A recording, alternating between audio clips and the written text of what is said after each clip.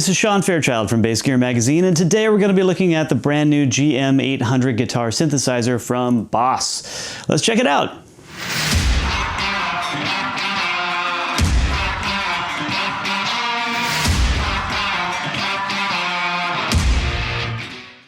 Well, I'm no stranger to BOSS and Roland's guitar synthesizers. I've previously reviewed the SY1 for this magazine. I've been an owner of the SY300, and I definitely owned and used the GR55 for quite a while, along with the GK3B pickup. The SY200 is one that I particularly liked, and in fact was all over that album, my last release. And today we're looking at the GM800, which is super cool and actually features an entirely new technology. I'm going to get into that in just a second.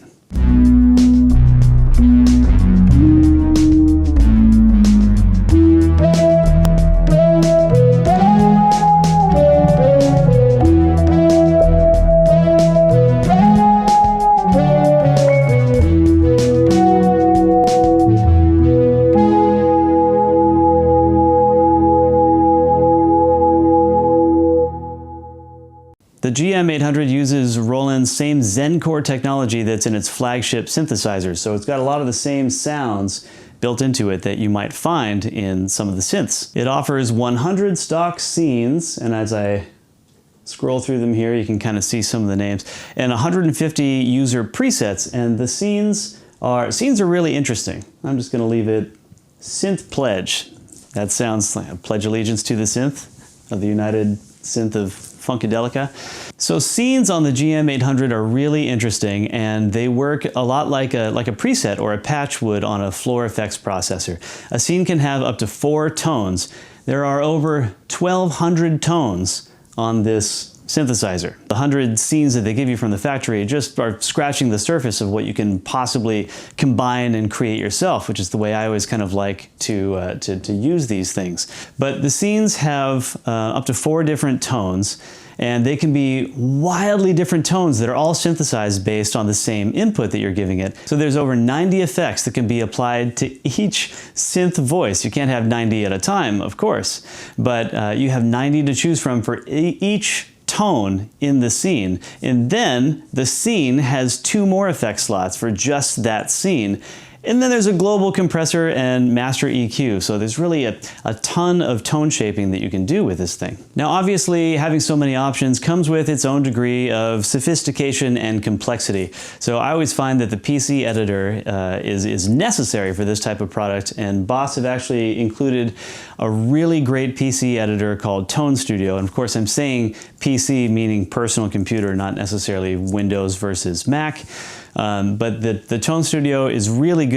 It has its own kind of graphic design language that you have to become familiar with, but after you do, everything is very sensible. You can actually control every parameter on the GM800 from the software, and I would highly recommend digging pretty deeply into that if you want to end up with some sounds that you have in your head. If you're just interested in exploring, obviously you can scroll through the different presets, and then the Control 1 and Control 2 pedals give you different options to bring in and out voices or tones, to bring in and out effects, to do various things. You can do octave swells, volume swells, anything that you really might be able to imagine you can control with the onboard Control 1 and Control 2. And of course there are external inputs for additional controls and expression pedals and all that good stuff. It's really a highly equipped system. Using Tone Studio, I was able to pretty easily craft a 303 sound that I really liked. The 303 is of course the Roland TB303 bass line, hugely influential classic acid bass sounds, or the sound of acid house and early Daft Punk, and a bunch of uses with Square Pusher and Aphex Twin, all that kind of stuff. I mean, no mistake that I'm wearing this shirt today. It's a great sound, and I've worked out a pretty good, convincing version of it that you're about to hear right now.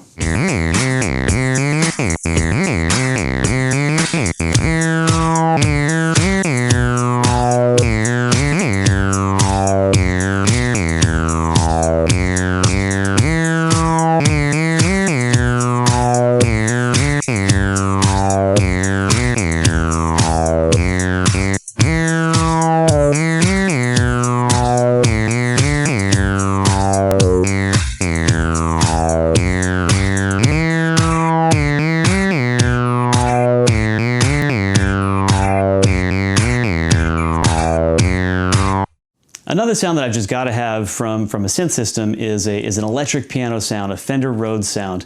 And there's nothing like a great, like gritty, dirty Fender Rhodes sound. And I was able to get a really great one through the GM800. I've used this kind of sound on albums. Again, on that last album I put out, I've used it on all kinds of things. If you hear any keys on something that I've worked on production-wise, chances are it is a bass synth or it's audio to MIDI, and I'm triggering it with my bass. This is a wonderful Rhodes sound. Let's check it out.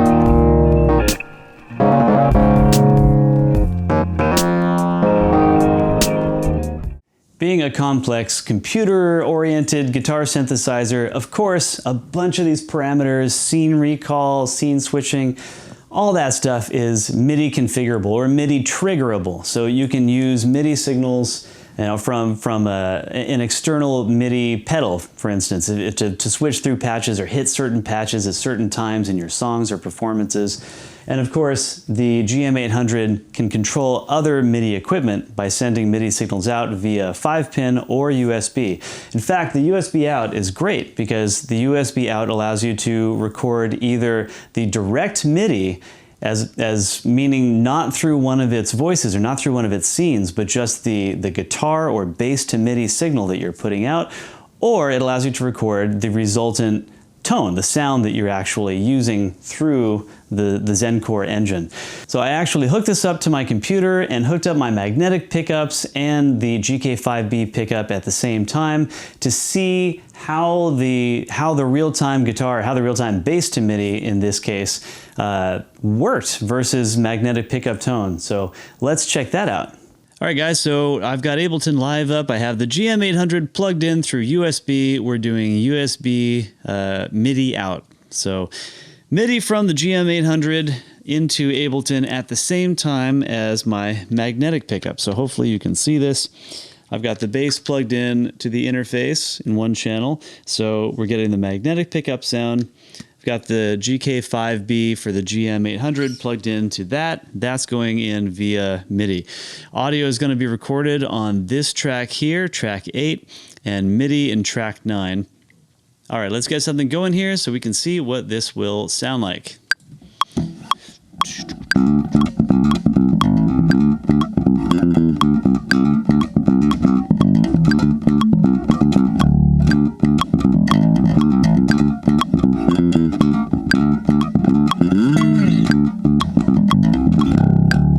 I wanted to throw in just some weird notes that I wasn't necessarily planning, just to see what happens with the MIDI, because I think that will be cool.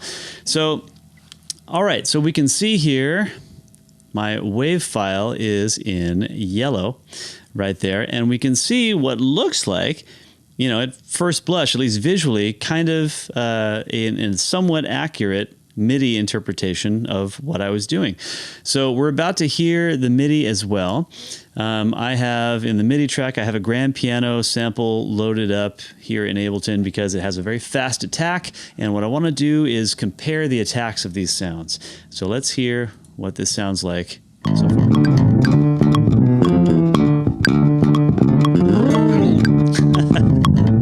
I like that part. All right, so you can tell there's some delay here. That's of course going to be expected because we're doing real-time audio to MIDI. And you might notice I have the piano pitched up an octave, so it makes it easier to distinguish between the two sounds. Now, I don't know if this is going to come through on the recording or not, but I'm going to pan the bass hard left and the piano hard right. And I have already done this a couple times, so I've looked into, if I zoom in on the waveform and the MIDI information here, I've looked into the disparity between where the waveform starts. Here you can see a transient right here, and where the MIDI note starts. And I've measured that to be, actually here it looks like a little bit more than 50 milliseconds. I've seemed to have seen it as low as about what I measure to be about 27 milliseconds.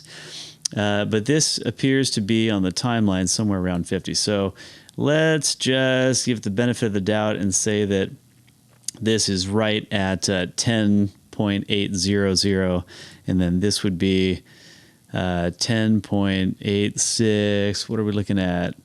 That's 70, I think, so 75. So that looks to be about a 75 millisecond difference. Obviously, a lot of latency if you're trying to do things real time that have, you know, a really peaky attack as opposed to pads or something like that. So let's delay the bass track by 75 milliseconds. So I'm sort of doing the opposite with the piano track. I'm moving it forward 75 milliseconds. You won't see anything visually in the waveform that's different because this will be an audio change that happens. So now let's listen and see what that sounds like.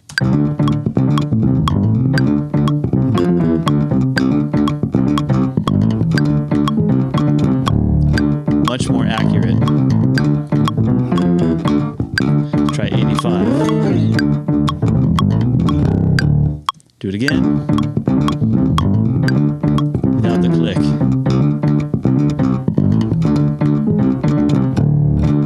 Put it back to 75.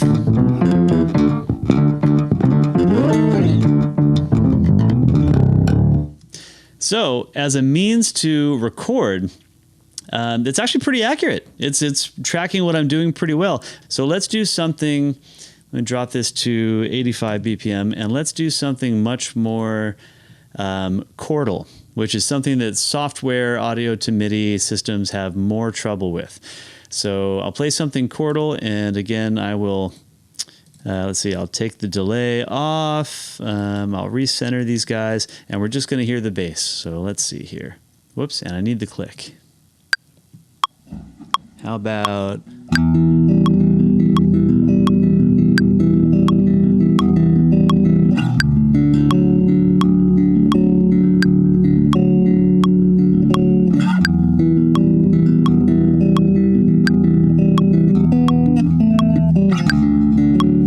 if you know, if you have an idea of what you want to play, which I don't. Okay, but it looks like the MIDI information was tracking again relatively correctly. Let's hear what it sounds like. And I'm just going to go ahead and plug in that 75 millisecond sort of pre-delay on the MIDI channel.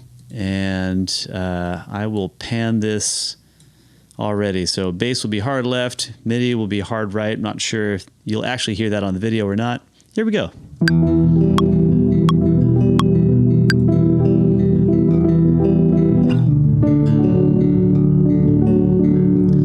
Let's listen to just the MIDI.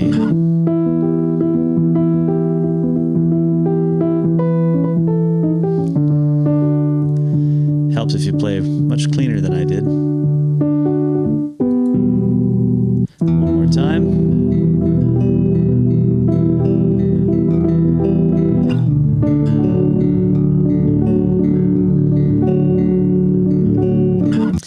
So it's a pretty reasonable approximation of what I played. I mean, it's relatively accurate. It's more accurate than some systems I've used in the past.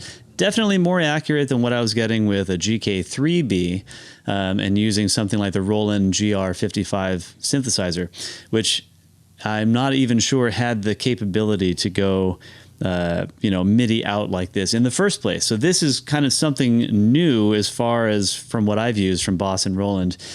And it's a very cool option. So if you want to sort of like reamp or resynth what you're doing later, it's a good way to make that happen. You can capture the MIDI information for what you're playing. Just for the heck of it, let's see what happens. Let's see what happens if I do something slappy. This usually throws everything for a loop, so I'm not even going to use the metronome, but let's see what happens here.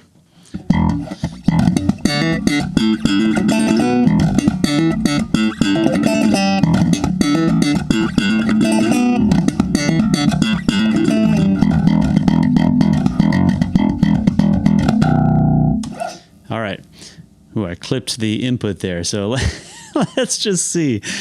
Let's see what happens. Sorry, Boss and Roland. I know you didn't sign up for this. Let's see how this sounds.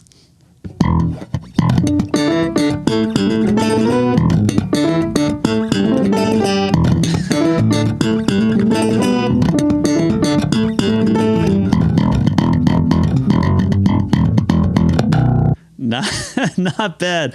Let's hear just the MIDI.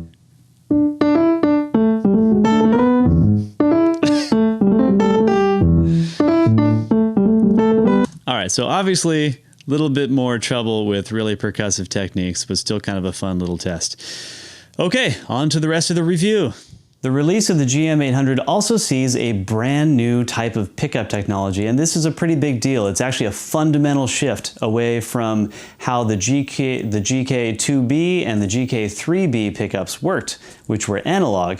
The GK5B that mates with the GM800 system is digital. It's this guy right here. Still comes with the divided pickup, which is actually separate individual pickups per string. They each feed a signal out to this guy, out to this processor. So this is now a digital system that's doing analog to digital conversion on board on the pickup, then sending that digital signal down the serial cable into the GM800. This is using an entirely new protocol. There's a protocol called A2B. It stands for Automotive Audio Bus, which is, and you might think, why would I be using something with automotive in the name? What does this have to do with cars? It's actually very interesting if you want to read up on it. Long story short is it's a great new protocol with really low latency for audio transmission that was originally designed for the automotive industry, but has found all kinds of new uses. And this is the first time that I've seen it in a musical product.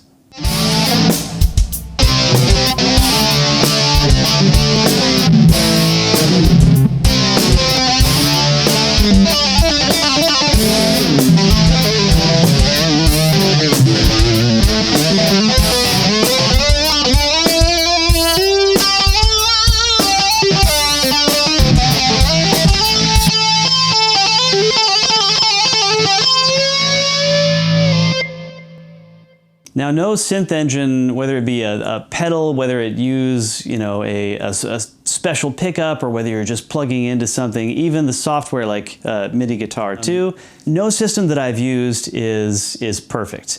And one of the challenges that bass players always have is that we play really low notes. Our strings are low. It takes a certain amount of time for pitch to be discerned by either software or the hardware engine to be able to tell what notes you're playing. So latency can be an issue in real time depending on the voice that you're using, especially as you play down on your lower strings.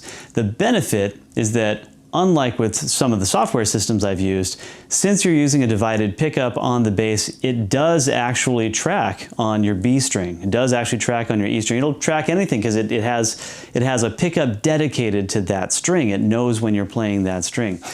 But as you get lower in pitch, it can take longer to generate a tone with a quick attack. So if you're playing something like a piano voice, you're going to notice more of a delay as you play lower in pitch. One way to get around this that I've used a lot in the past, kind of maybe seems obvious or maybe seems dumb, but you kind of have to think of your instrument more as a controller and less as the actual pitch creating instrument that you're used to playing.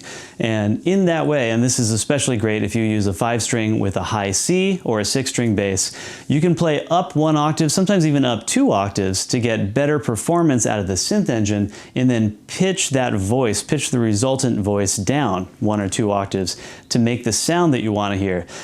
You may have some resistance to that idea, thinking like, well, you know, I'm a bass player. I don't want to be playing some sort of like funky groove thing way high up on the neck.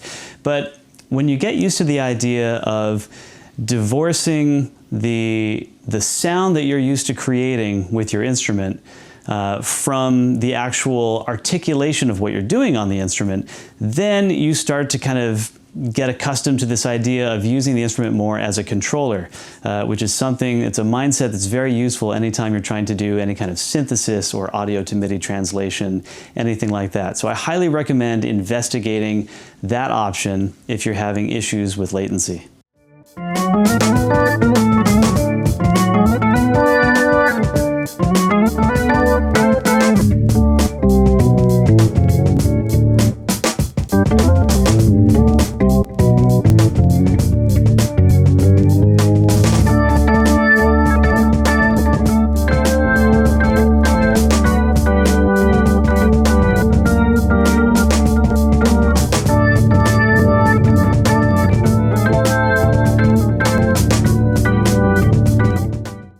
All right, you guys, thank you so much again for joining me. I'm Sean Fairchild for Bass Gear Magazine, and we've been talking about the GM800 guitar synthesizer from BOSS. Make sure that you like and subscribe, turn on the notifications so you know when we drop a new review. We've got a whole new focus. I mentioned this in the last review I did, but we have a whole new focus on deep video content that's really demonstrating products a lot more thoroughly and a lot more deeply than we have in the past. In the past, we've done really in-depth writing, and apparently people like to watch videos more than read a 4-page technical essay on a product. I don't know, so weird, right? So make sure that you are subscribing, make sure you're getting those notifications. Join us next time. Thank you guys so much.